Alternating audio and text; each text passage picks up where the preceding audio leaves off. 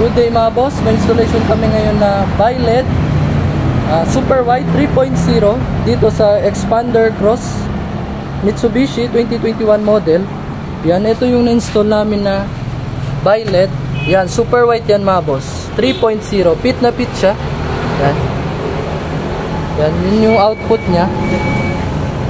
Yan, ito mga boss, may high beam features na to. Then pag high beam sa headlight, sasabay din yung bi-LED nya. Yan, ito yung sa kabila, sa right, super wide din mga boss. Yan, yan mga boss yung output nya. Then ito yung laman ng bi-LED yung sa carton.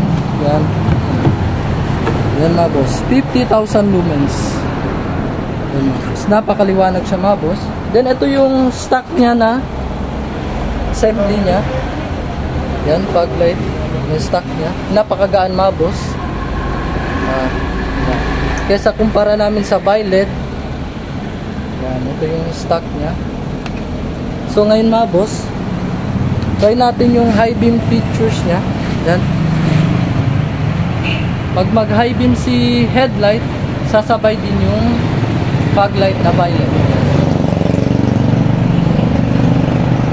Yan mga boss. Yan, pag mag high beam yung headlight, sasabay yung fog light. Ito yung maganda sa kanya mga boss, kasi may high beam features na siya.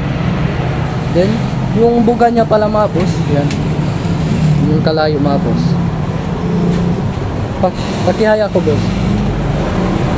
Yan, maliwanag yan mga boss, kasi nakaharang lang yung glass mga boss. Yun lang mga boss, visit our shop dito lang sa Andres Auto Accessories, Governor Ramos Street, Santa Maria, Atlantic Sir Kyle, Subiao.